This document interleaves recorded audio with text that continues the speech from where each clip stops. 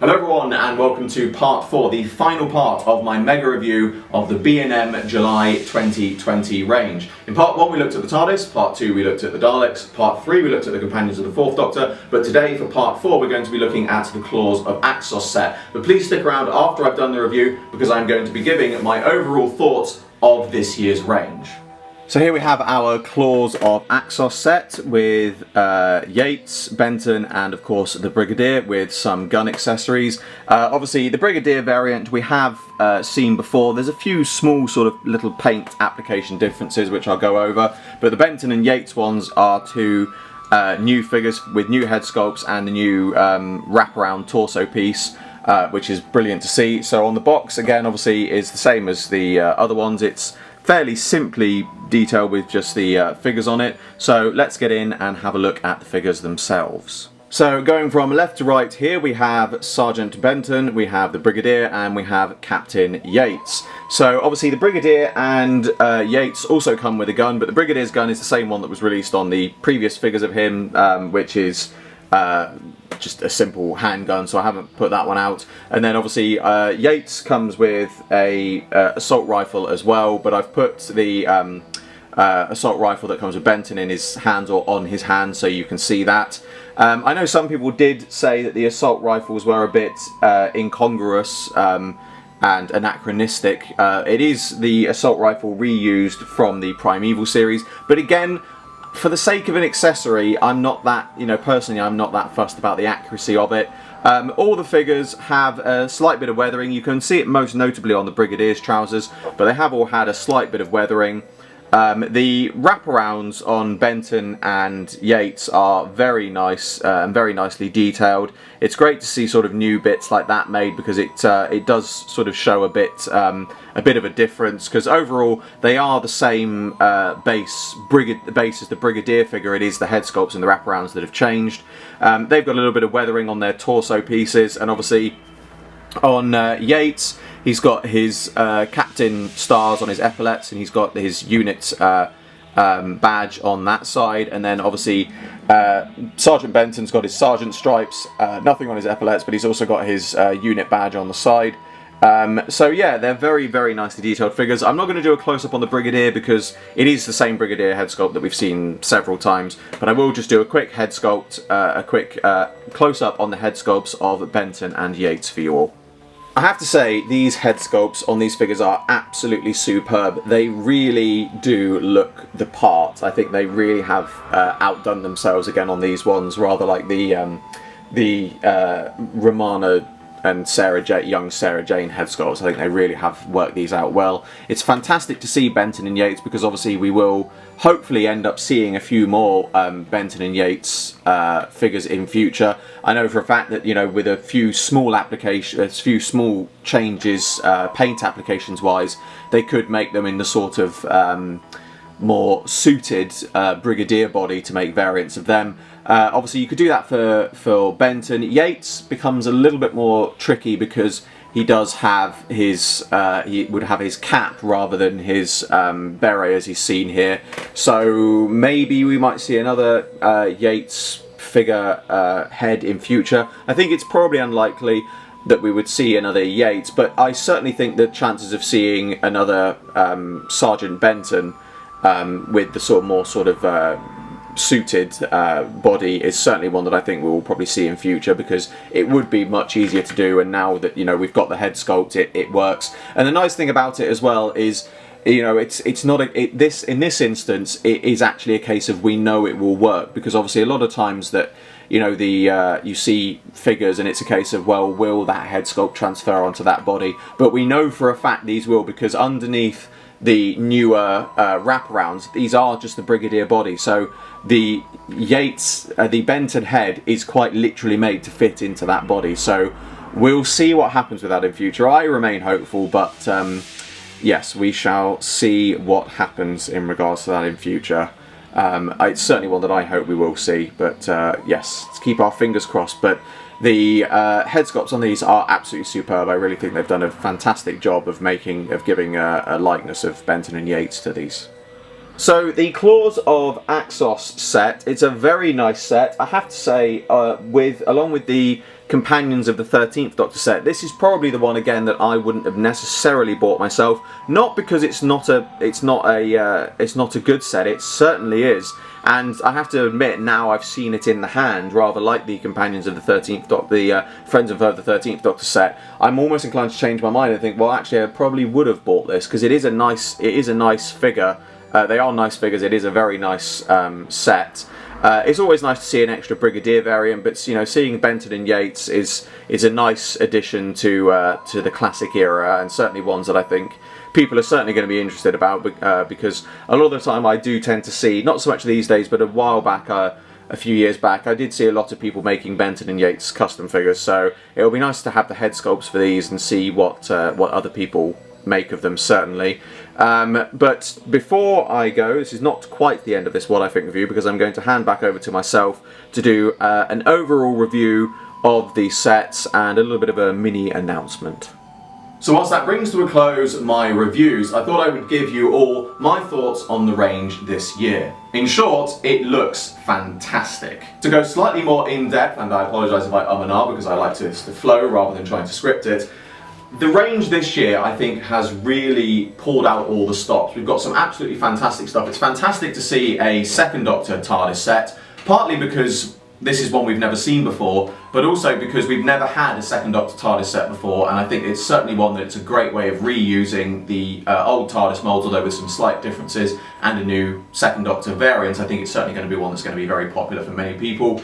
The history of the Dalek set, I think, is certainly one of the standout elements of this year's range, because there was always, since B&M have started doing figures, people have often inquired about Daleks, and then obviously we got the new series Daleks in the Big Finish set, but obviously the difference between the new series Daleks and the classic ones is the new series Daleks are made up of very few parts, whereas a classic Dalek has lots of individual smaller parts, and so it seemed very unlikely that we would see classic Daleks in future. So to have these released as a History of the Daleks set is certainly something which is going to be extremely popular for collectors, people who want to collect up lots of Daleks, and also for those people who want to sort of do Dalek army building. I certainly think these are going to be very popular. Obviously we've got sets 1 and 2 here, so I would hope that this is something that's going to continue in future down the line of doing Daleks from each era, because that would certainly be something which is going to sell well, not just because people will then be able to complete a collection of Daleks, but as I said, also because these sets will be very good for people that want to do army building.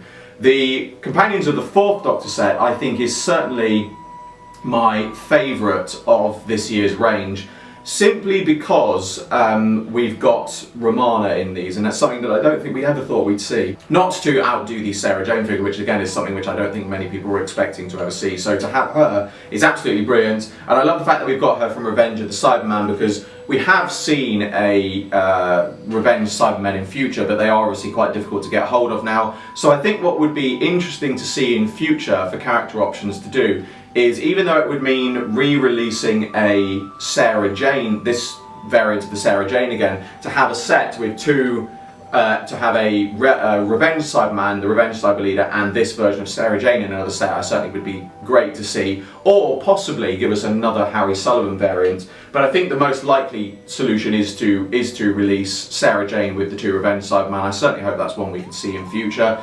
Equally, a good idea possibly for future would be to do a new variant, or to re-release this variant of Romana alongside a Destiny Dalek, perhaps giving her boots slightly, making her costume a little bit muddy where she's been running around on Skaro.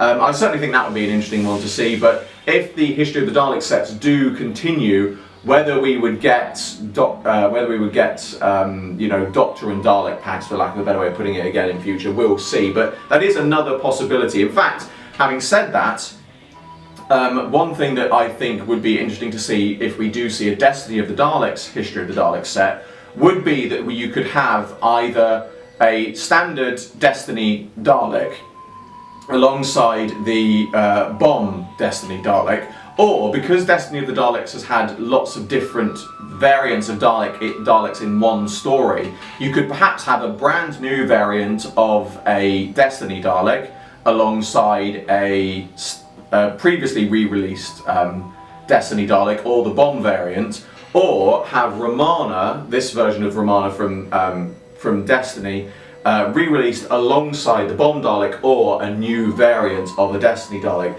There are certainly some opportunities there to do that, so I'm certainly looking forward to seeing what they decide to do in future for those.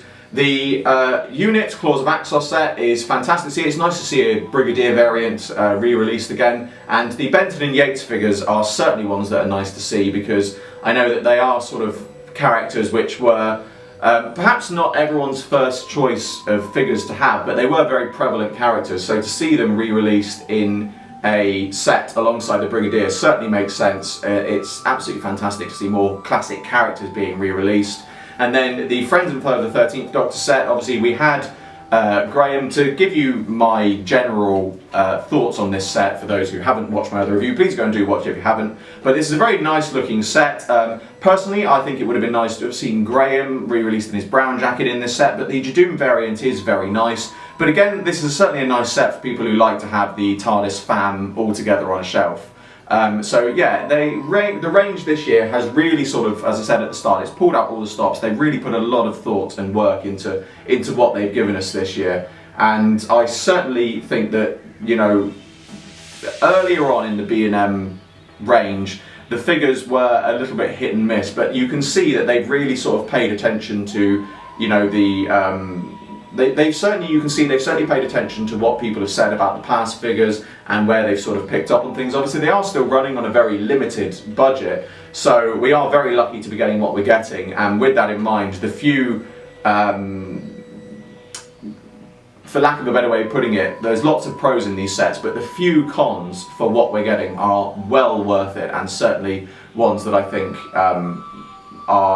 do not detract from the quality of this year's range overall. Now lastly, one thing I would just like to say in this video, partly for my own reasons, but also just for the sake of mentioning this actually publicly in a video, of all of this year's range, the two sets that I have made note of saying that they're probably ones I wouldn't have necessarily bought myself are the Friends and Foe of the 13th Doctor and the Claws of Axos set. Not because they're not good sets, but just generally, I'm not that fussed about getting the companion figures, as it were. So I'm not hugely fussed about getting the companions for the new series, because I don't have Graham currently, so I don't really need Yaz and Ryan in there. The Jadoon Trooper's nice, but again, it's not one that I'm that fussed about getting. And the Brigadier set, obviously I did my 5 rounds rapid Brigadier set, my custom series, so I've got lots of Brigadier variants already, so I don't really feel that I need another. And the Benton and Yates figures, while very nice, again, as companion figures, I've never been